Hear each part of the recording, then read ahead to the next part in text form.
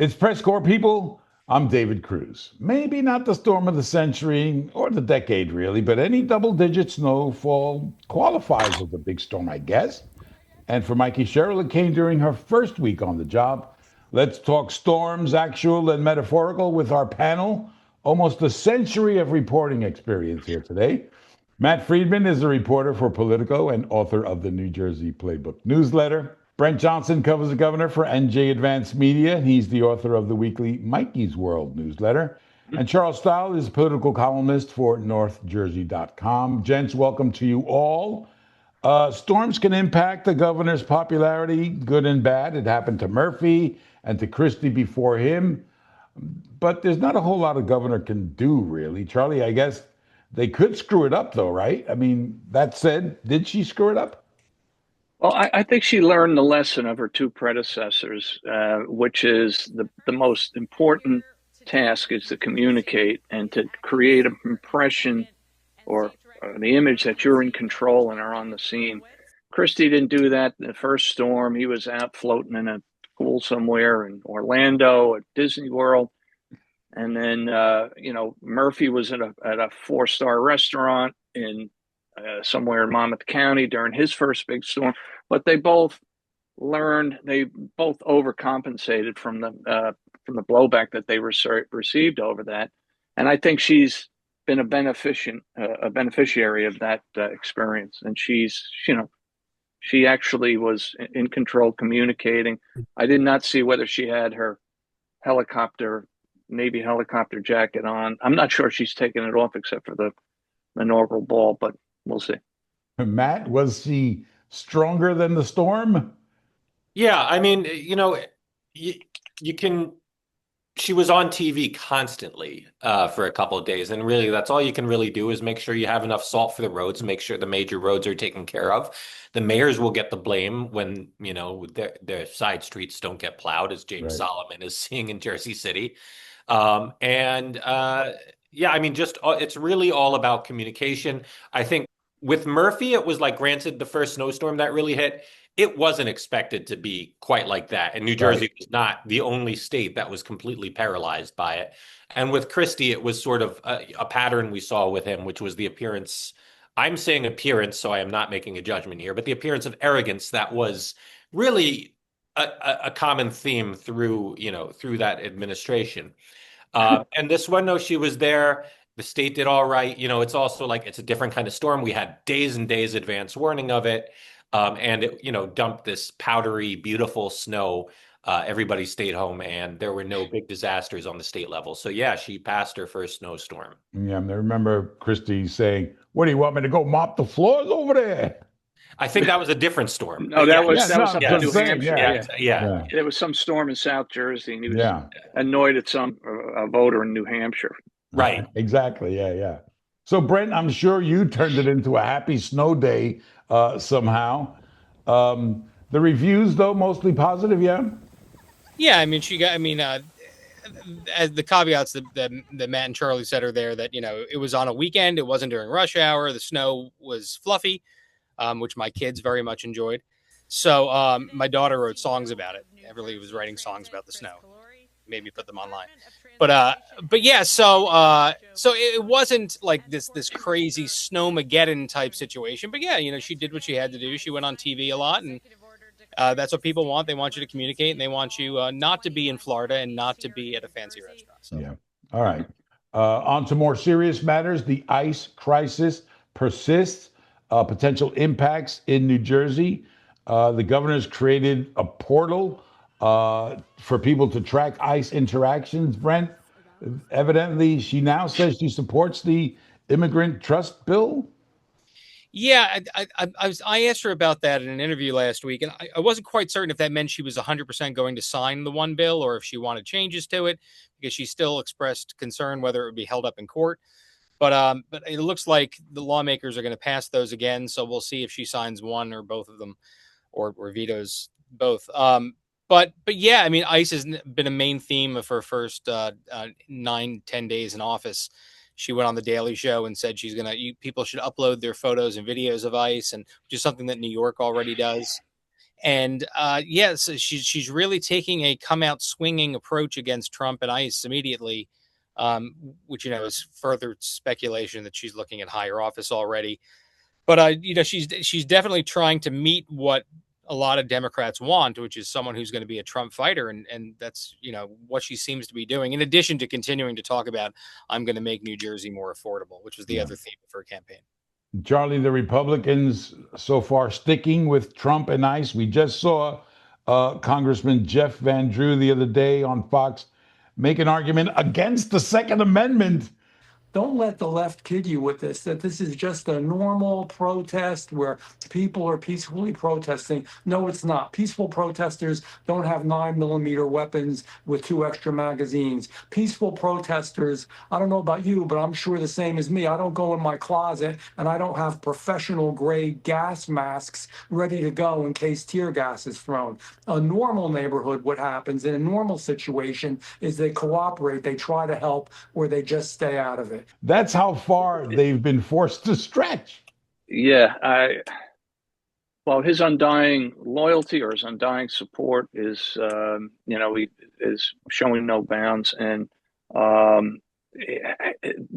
he really. It's interesting you do with Jeff Van Drew. His press releases, his statements are more measured, but when he gets on the right-wing ecosystem, he's pounds the table and breathes fire. It's interesting. I haven't heard much. Maybe Matt Matt and Brent has heard from the other 2 Republicans in our delegation. I haven't heard anything. I mean, they're under about this. Yeah, Matt, what about that? Do we hear anything from the other Republicans? Not much. I mean, I haven't gone through specifically to look, but they're not exactly vocal about Trump. Right. They're certainly not vocal in opposition to Trump, but also, especially for Tom Kean, it's not to his benefit right now to be associated with the president. I just want to add with Van Drew, when he said peaceful protesters don't bring guns to protests, he signed on. Like, look, we could talk about the Second Amendment. And I don't think liberals are being hypocritical on it, because I think liberals are like, no, we would like more restrictions, but as long as this is the rule of, as long as this is the will of the Supreme Court and this is what the Constitution says according to them, then it needs to be applied equally regardless of your political beliefs, right? That's not a hard concept to grasp. So the charges of hypocrisy are BS. Yeah. But the Van Drew signed on to a resolution condemning New York's sensitive places ban for guns that is basically almost identical to New Jersey's law. Among them, protests. The law bans bringing guns within 100 feet, I believe, of protest. That's either New Jersey or New York, one or both. So he signs on to this resolution condemning it, among other things. And then he uses that very same thing as justification, in a way, for why a person. We all saw the video, regardless of the previous video of Alex Preddy, we saw what happened when he was shot to death. Nobody can argue in good faith that he was violently fighting the ICE officers. He didn't have a chance. He was immediately, maced or whatever this stuff was in the face. He was pushed to the ground. There was but you can't expect anything but a struggle with the amount of time that went down. So everyone arguing that he was violently doing this with the ICE agents, that's just not a good faith argument. But Van Drew contradicted what he signed on to in legislation and what he said about supporting the Second Amendment. And it is remarkable how much, as a MAGA person, he is willing to go out there on the line and saying, whether it's Iranian drone ships or this, and just say absolutely bonkers stuff, versus when he was a Democrat and he was just kind of like a little mouse in the corner, afraid to really say anything that might hurt him politically because he was in, a district like that. So Jeff Van Drew, no, the spin is quite incredible. Meanwhile, the governor has talked tough, but I mean, aside from, I guess, signing the Immigrant Trust Directive bill, I mean, can she unmask ICE on the streets? I guess she can keep them off state property, yeah? I'm not a lawyer in this. I'm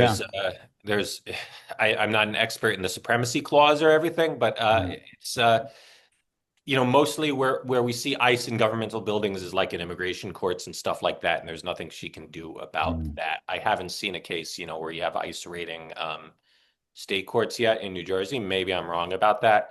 I will say her tough talk on ICE is quite different than it was in the campaign in terms of the Immigrant Trust Directive and stuff. And I think that just shows us how much the politics have shifted in this. This used to be Absolutely a positive issue for Trump. But when you see masked men in the streets, and let's face it, when we look at the interactions with these officers, we see it constantly.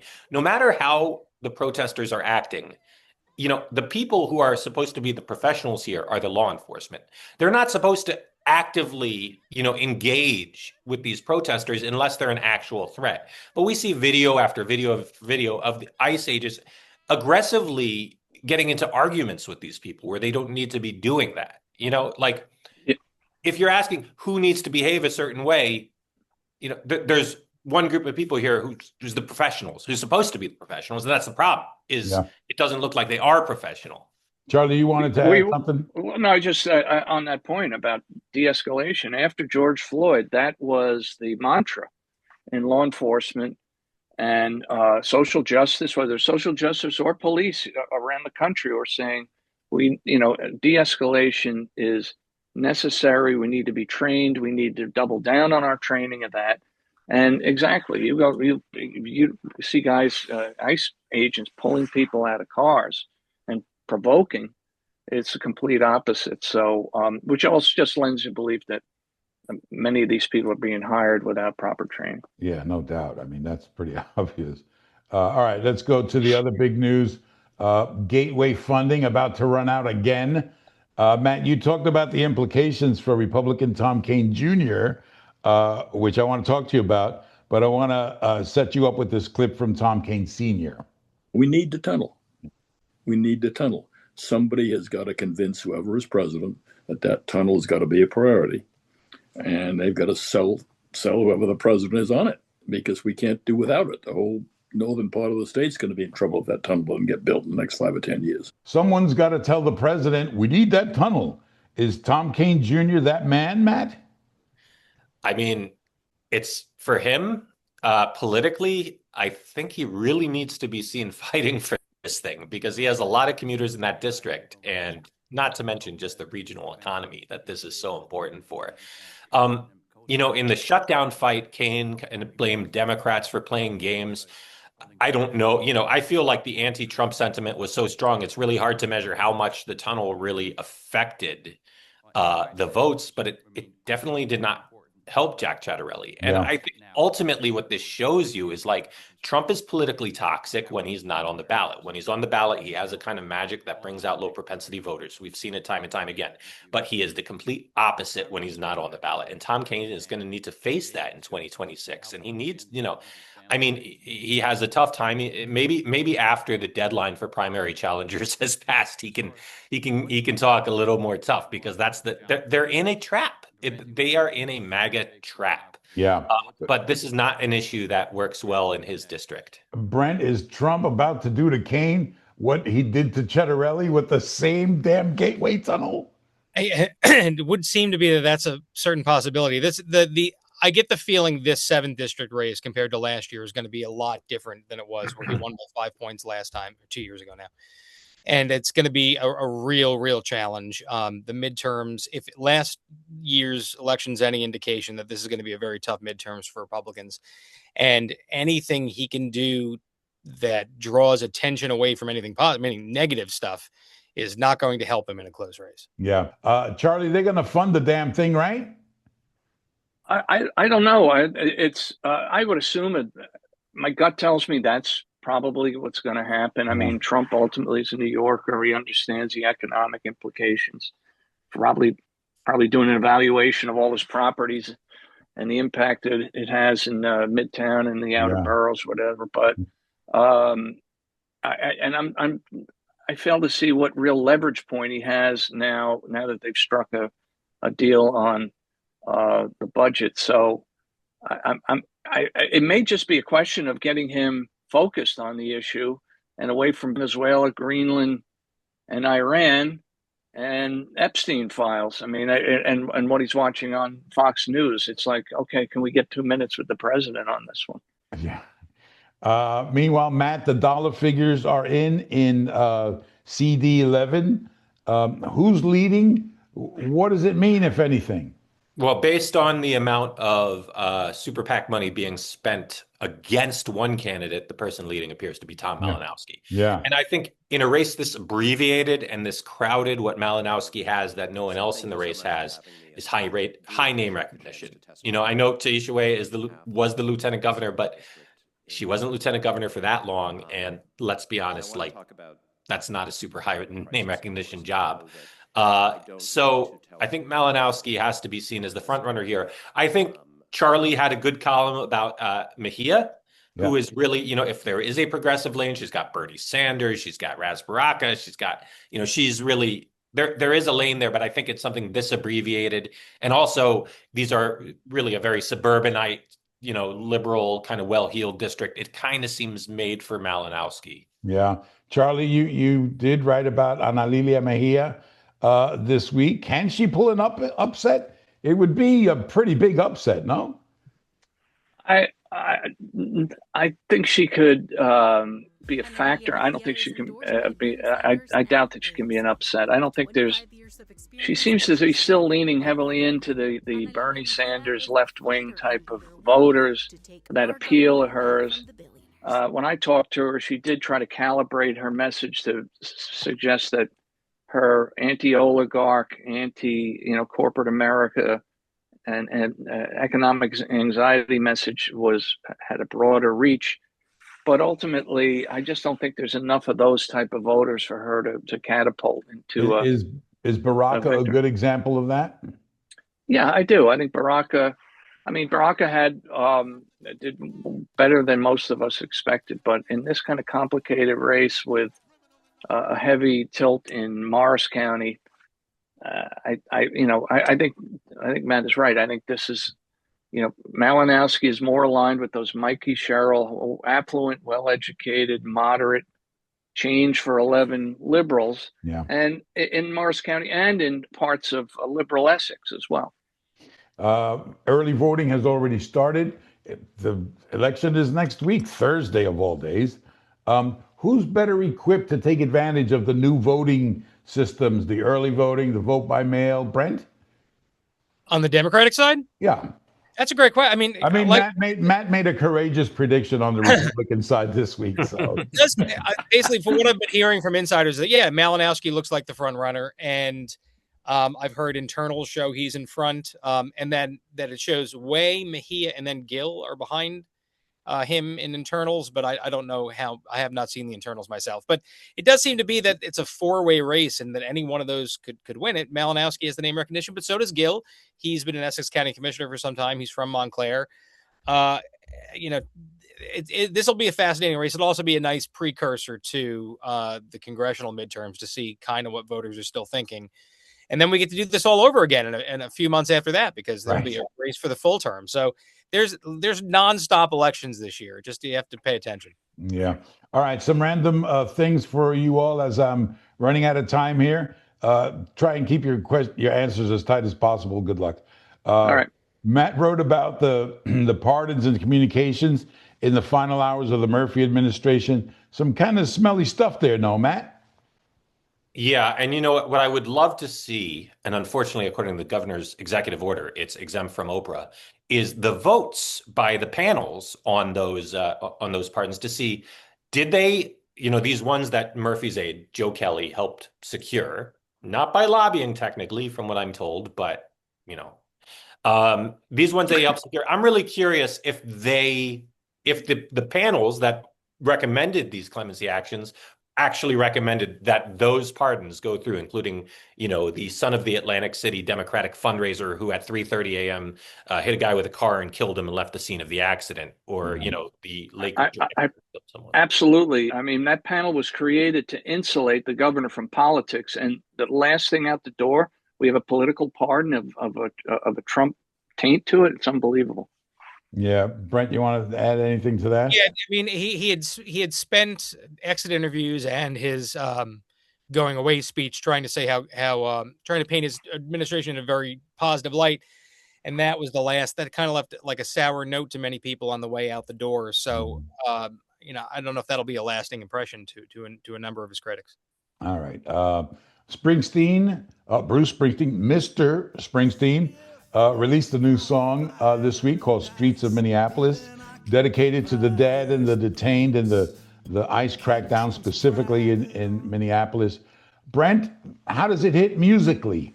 The lyrics leave no room for you to interpret. It's very direct, very Springsteen, very 1965. Why did Springsteen have to get political? I want to hear his patriotic songs like Born in the USA, Right. 41 Shots. How dare he? Charles, does it capture the moment, or are we still too in the moment? No, I definitely do think it captures him. The first time I heard it, I thought it sounded a little uneven, a little bumpy. Derivative. Yeah, but then the second time, I don't know. It really, I guess with the video of him with his kind of his snarl up on the microphone, I did feel the anger, and then the chant in the background that he uses effectively at the end of the song really, I thought, really struck a chord. Matt, it's been noted sarcastically that Mr. Springsteen has been a billionaire for some time now, writing about the working man and capitalizing on it. Fair criticism or fuck off? Critics leave Bruce alone. Well, I think he's disputed that he's a billionaire, but whatever. He's obviously 100 millionaire, and A lot of millionaire, that level. You know, look, there's no doubt that level of wealth can insulate you from the common man, but I think Springsteen has shown over many decades now that he can connect with this idea, and is probably, New Jersey's best example of it. Yep. All right, bringing it home here. Mikie on The Daily Show. She's trying hard to show her Jersey side, but you better know what you're doing when you put these five fingers together, no? Yeah, well, you got to watch out for the Italian-American Anti-Defamation League. I'm saying. I'd also like to note, last year I asked her Sopranos or Severance, and she picked Severance. Interesting. That is crazy. That is crazy. I've never seen either show, to be fair, so. Oh, I've never seen this. You just disqualified yourself from reporting on New Jersey politics. I've not watched. Let me just say how sorry I am for your loss. Forget about this guy.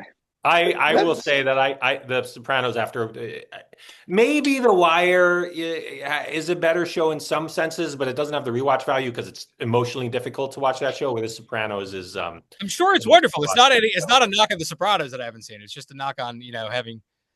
You have to devote like an hour to each episode, right? It's not like the 22 minutes where I watch Parks and Recreation. So Matt, was she successful? I mean, I'm not cool. I've never been cool. Was she successful, Matt, ultimately in showing off some Jersey bona fides? Can we call her a Jersey girl yet?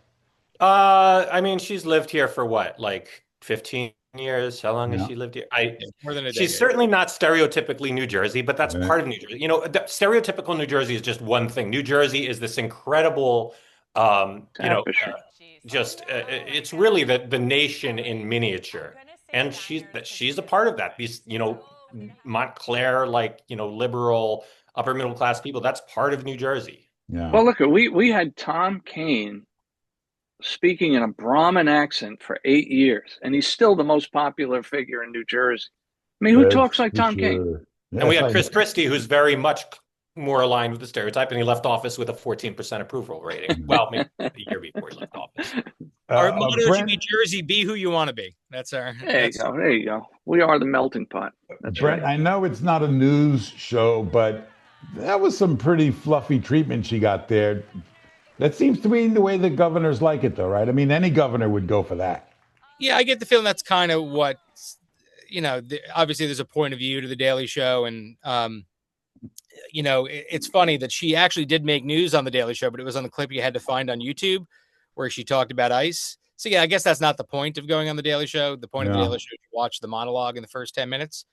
But yeah, I mean, she's going to continue to get tougher questions as this goes along because so far she's only had a week. So, budget speech is coming up, but I'm certain it's not going to be an easy road there. I will say she's done an interview with Brent. She's done some New Jersey media outlets, but she's very much so far national facing in her choices. Absolutely. And who chatter, who had the premier seats at the inauguration. It wasn't media. It wasn't even, top lobbyists or, normal political insiders. Perched above the stage in the opera box were about a dozen influencers with their national audience. I mean, these are really frothy, backstage, we're behind the scenes. Look at Mikie, come to the microphone. Look at the band. We're really on the inside track. These are real fluffernutters, and they have national audience. They have some people like hundreds of thousands of followers. Yeah, they got Not journalism. They got the premier seats in the place. That really tells me a lot. Frothy. All right, press corps is done for the week. Fluffernutter. I like fluffernutter. That's better. Fluffernutter is a good one too. All right, as I said, press corps is done for the week. Charles, Matt, Brent, good to see you guys. Thank you very much, and thanks to all of you for streaming, liking, and subscribing. I'm David Cruz. We'll see you next week.